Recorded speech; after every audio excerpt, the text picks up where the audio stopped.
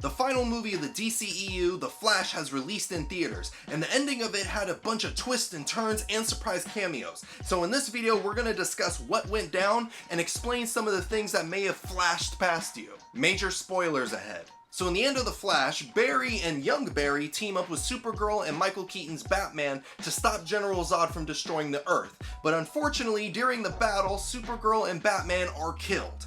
Things aren't going well so far. In an act of desperation, both Barrys go back in time to save them, but once again, Supergirl and Batman are killed. Young Barry wants to keep trying to save them, but Barry notices in the chronosphere that each timeline ends in the death of Supergirl and Batman. So by the Barrys continuously going back in time, they keep creating more and more realities that just lead to the inevitable death. And eventually it will cause every single reality to collide and be destroyed. At this point, Barry wants to stop tampering with time and fix everything that he caused. But young Barry is not about that plan, so he keeps going back in time trying to save everyone. Here's the issue. If Barry goes back and allows his mother to be killed, not only does the mother that young Barry had his whole life dies, but young Barry also gets erased from existence. So he's feeling some type of way about that plan.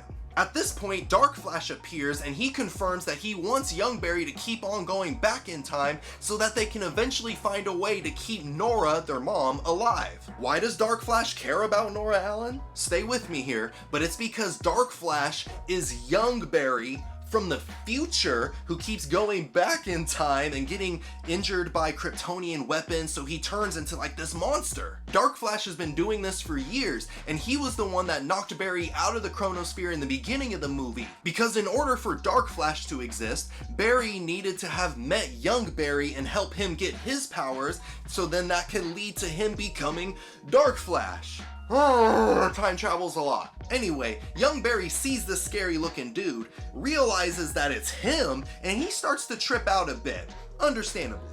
While this is going on, you see various worlds being destroyed that have different versions of DC characters across movies and TV shows. Worlds such as Christopher Reeve's Superman or Adam West's Batman. Heck, you even see Nicolas Cage's version of Superman fighting a giant spider. Wait, Alex, Nicolas Cage was never Superman? Technically, no, but he was supposed to be. In 1998, director Tim Burton wanted to do a Superman movie, and Nicolas Cage was the top choice for a role, and for some reason they wanted him to fight a giant spider. The movie eventually got canceled due to creative differences, but it was cool to see the Flash movie give it a nice little shout out. Anyway, Dark Flash is about to murder Barry, but young Barry jumps in front of him and dies instead, thus removing Dark Flash from existence.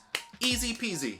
With the opportunity, Barry goes back in time to the moment when he put the extra can of tomatoes in his mother's grocery cart. As soon as Barry from the beginning of the movie puts in the can, our Barry removes it, but not before having a sweet loving moment with his mother, who doesn't know that this is an older version of her son. Barry slows everything down, tells his mother that he loves her, and leaves her to her fate. But before he leaves, he remembers that his father has his appeal coming up, and that the footage from the grocery store didn't show his face, therefore it wouldn't be enough evidence to prove that his father didn't murder his mother. So Barry puts the tomato can on the top shelf, so his father would have to look up where the camera would see his face. So Barry still messed with the timeline despite just learning not to mess with the timeline? Yes.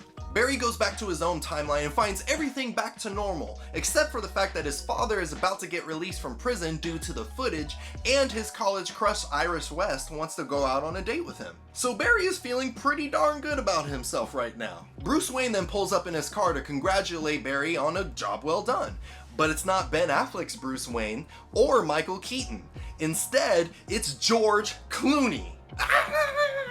If you don't remember, George Clooney played as Batman in the infamous Batman and Robin movie. You know, the one with the nipples. Personally, I liked George Clooney as Batman. He was just in an awful movie, but that's besides the point. And that is the end of the Flash movie. There's also a post-credit scene where Barry is hanging out with a really drunk Aquaman, but like, don't worry about it, it's fine. This marks the official end of the DCEU, so any DC movie going forward will be a part of the James Gunn and Peter Safran run DCU.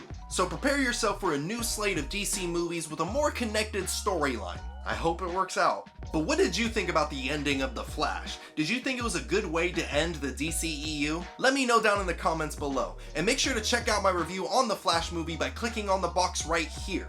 And if you enjoyed this video and you want to see more like it, do the menage a trois, and I'll see you in the next video.